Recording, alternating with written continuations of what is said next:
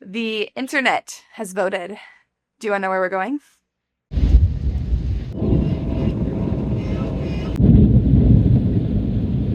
That's where we're going. Okay, if you're like me, Kentucky might not be on your vacation bucket list. But what if I told you that it has some of the most unique underground adventures in America?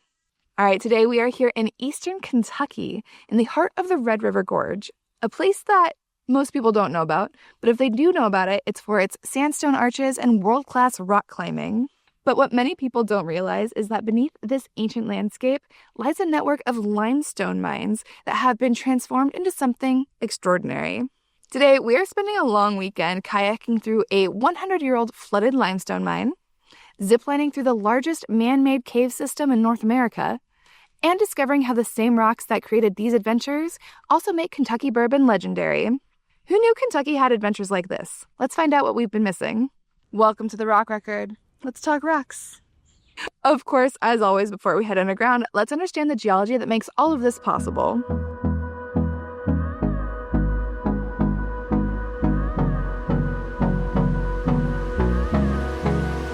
Nice, easy ride on the skylift this morning. It rained last night, so we're like first ones on the chair because we didn't mind if our chairs were wet. It definitely is not moving fast, though. So we're getting to see a lot of scenery. This story starts about 340 million years ago during the Carboniferous period, when this entire region was covered by a warm, shallow sea. What you're seeing here at the Natural Bridge State Resort Park is the Corbin Sandstone, layer upon layer of quartz sand that was deposited in river deltas flowing into that ancient ocean. Over millions of years, the sand became cemented into the rocks that forms these incredible sandstone cliffs and arches. The Red River Gorge contains over 150 natural sandstone arches, more than anywhere else east of the Mississippi. This doesn't quite compare to the more than 2,000 natural arches in Arches National Park in Utah, but it is still pretty stinking impressive. And about 3 times less people visit this area every year than Arches National Park, so you're more than likely to have a few of these to yourself. These arches form through a combination of fracturing during mountain building and millions of years of weathering and erosion. But for our underground adventure, we won't be hanging out in the sandstone layer. Beneath it lies a much older limestone deposited in even more ancient seas over 400 million years ago. And it's this limestone that early settlers and miners discovered was perfect for both quarrying and, as we'll see later, making bourbon. Time is barely on our side. I don't want to waste what's left. The storms we chase are leading us, and love is all we'll ever trust. Yeah, no, I don't want to waste what's left. And on we'll go through the wastelands, through the highways. They say this is the coolest place in the gorge, and I hope so. All right, time for the main event that you all voted for. I promise I will make it to Ouray as soon as I can. It is still super high on my geotourism bucket list, but this experience inched it out just by a few points. Today, we are taking the Crystal Kayak Glow Tour through the Gorge Underground, or Sup Kentucky. I think they're the same business, just different names. Although super fun in a random turn of events, we are also here on National Rock Day, so I'm pretty excited about that, and to be spending my favorite holiday right here. So here, what started as a surface limestone mine in the 1800s became an underground operation in the mid-20th century. While Kentucky is known for its coal mining, limestone also plays a major role here in the state. In the 1980s, miners struck aquifers, or underground water sources, and the mine began flooding. They ended up stopping mining here, but instead of being abandoned forever, it sat unused for 30 years until someone had a brilliant idea. They turned it into one of the world's most unique kayaking experiences. And what I'm about to show you will blow your mind. Once you arrive at the parking lot, you take a short little walk up to the office to check in.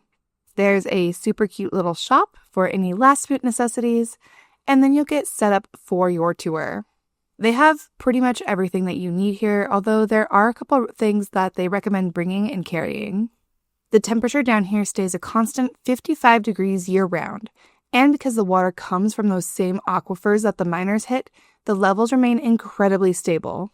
Since it's about 40 degrees cooler in here than it is outside, the company does recommend wearing a light jacket, warm socks because we can't wear shoes in the crystal kayaks, and even gloves.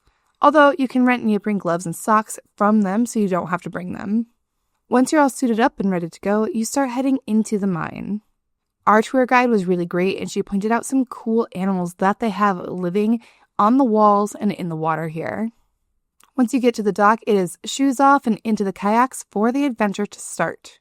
What makes this place so surreal is that there is so much from the mining operation kind of still down here. You can still see wires and pillars, and in some cases, even truck tracks preserved in the mud below, under 40 feet of crystal clear water. We're literally paddling through over 5 miles of interconnected tunnels. So my background is underground mining, but like veins. These large scale ones are just completely out of my wheelhouse and insane.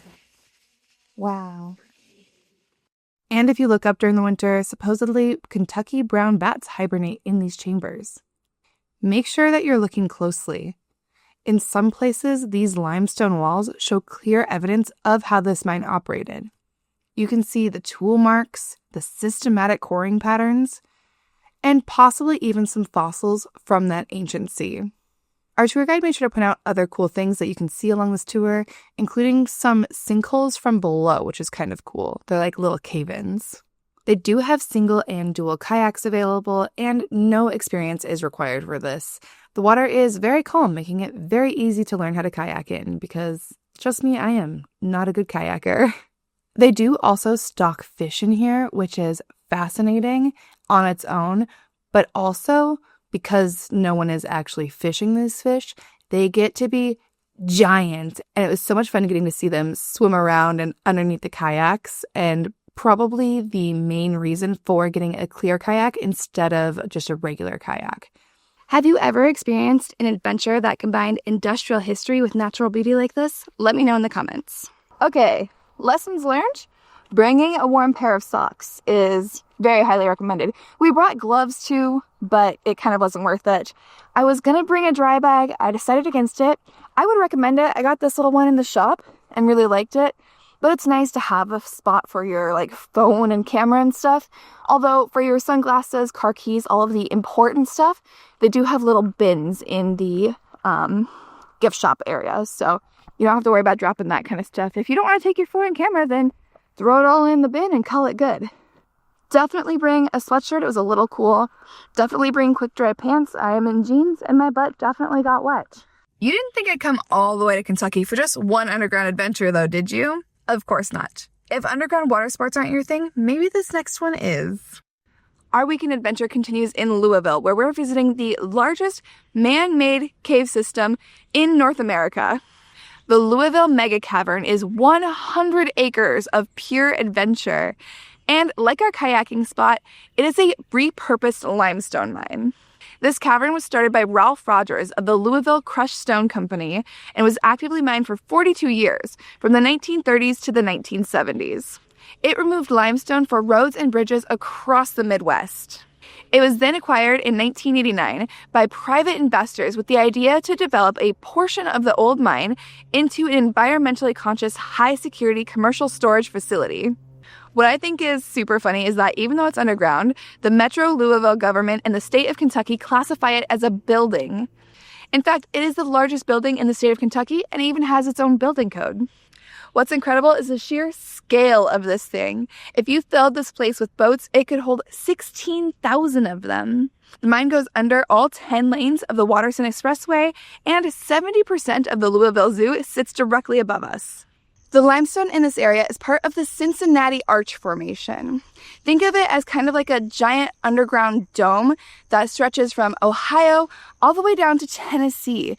We're literally ziplining over one of the biggest geological features in the United States. This arch formed about 450 million years ago when ancient mountain building to the east pushed and folded up the Earth's crust, creating this kind of massive upward bulge, which we call an anticline. Over millions of years, erosion wore away the top layers, exposing all of this beautiful limestone that's packed with fossils from ancient seas. Ziplining through here gives you a completely different perspective on the mining operation. You can see the systematic way they removed limestone, leaving these massive pillars for support. These rock pillars you see are actually only the top 25 to 30 feet. The original pillars were 85 to 90 feet tall before they backfilled with recycled materials to create the floor that we're zipping over. In fact, over 850,000 truckloads of backfill have been delivered to raise the floor of the cavern up to the level it's at today. But the coolest part about this mine reclamation? This is now the largest recycling center in Kentucky by tonnage, handling more recycled materials than all others in the state combined. They're literally turning waste into useful infrastructure while providing incredible adventures. And if ziplining doesn't sound like your thing or up your alley, that is totally okay. They also have walking tours and a tram tour.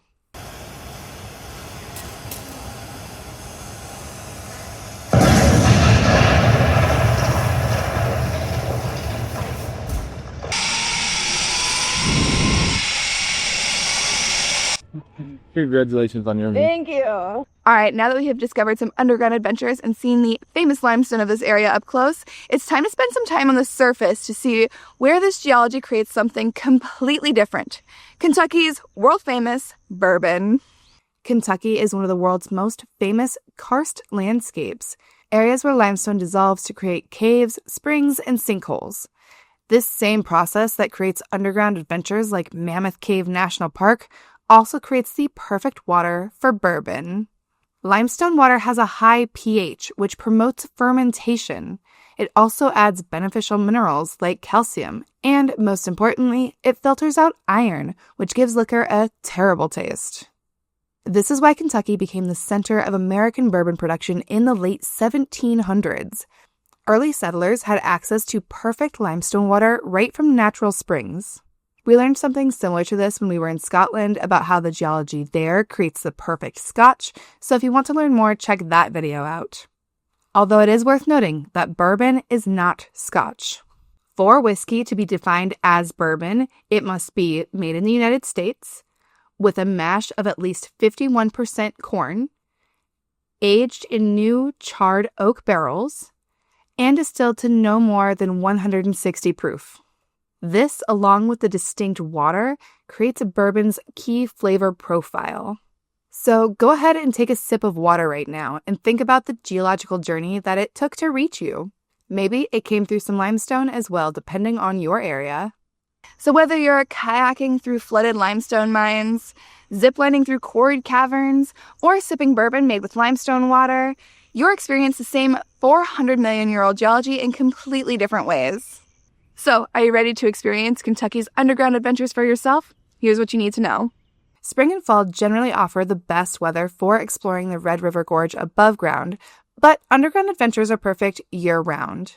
We flew into Louisville just because it was a little bit cheaper, but if you're wanting to spend more time in the Red River Gorge area, I'd probably suggest flying into Lexington. We also took a food tour in Lexington that was so much fun, and the town itself was just such a vibe. The Red River Gorge area has incredible hiking, rock climbing, and those hundreds of amazing natural arches to explore, like this one here at Natural Bridge State Park. We didn't have time for everything on this trip, but there is easily a week's worth of adventures here if you want to make it a longer trip. We didn't hike very much because of the heat and the humidity when we visited, but the scenic drive was definitely a must-do. The Red River Gorge area offers a lot of unique stays, and I totally wanted to stay in one of these, but unfortunately the timing just did not work out. There are everything from cabins to B&Bs to tree houses. You definitely should stop by the Natural Bridge State Park. So there are several ways up to the Natural Bridge here in Natural Bridge Park. The first is the Skylift, which is what we took. It is $17 per adult for a round-trip ticket. There are also several hiking trails up. They are rated moderate on all trails, even though they're I think 1.5 miles to 2 miles. Everybody that is coming up from hiking, though, is all very hot and sweaty, though. So I'm assuming it's pretty steep. So keep that in mind and wear appropriate shoes if you're planning on hiking. Oh, let's go down in here. Into the gulch. Please note, for safety purposes, Hey Dudes are not appropriate hiking shoes on sandstone. Really solid hiking apparel here.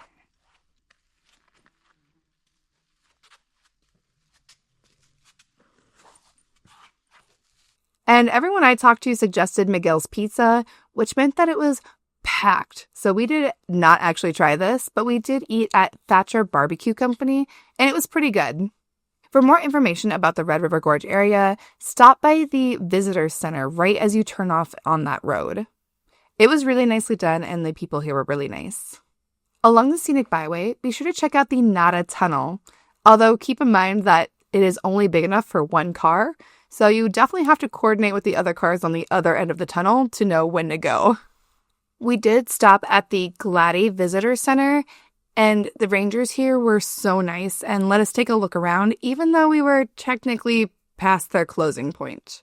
So massive shout out to them, and thank you for that. We also did a hike at the Chimney Top Trail. The trail itself was really easy. It was less than a mile. The dirt road getting up to there did kind of feel never-ending, but it was really well maintained.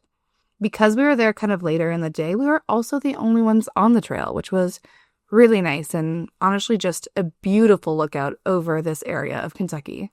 For the Gorge Underground, tours run year-round. The tours are about 1.5 hours for ages 5 and up. I definitely recommend booking in advance. The Crystal Kayak Tour groups are limited to 8 people. Like I said, don't worry if you're not an experienced kayaker. Because it's an underground mine, it's very beginner-friendly. There's no waves or currents to worry about, which is perfect because I have been called a princess paddler more than once. For the Louisville Mega Cavern, there are multiple adventure options, from tram tours to ziplines. It also stays around 58 degrees year-round, so perfect for any weather. The cavern is absolutely massive. So even if you're not comfortable in tight spaces, this feels more like being in an underground warehouse or even a Costco rather than a cave. Both locations provide all necessary equipment and professional guides. There's no previous kayaking or ziplining experience required. What I love about Kentucky's approach to mine reclamation and repurposing is that they have turned industrial history into incredible adventures while respecting the geology that made it all possible. As someone who's done cave tubing in Belize and explored cenotes in Mexico, I never expected to find something this unique right here in the middle of America.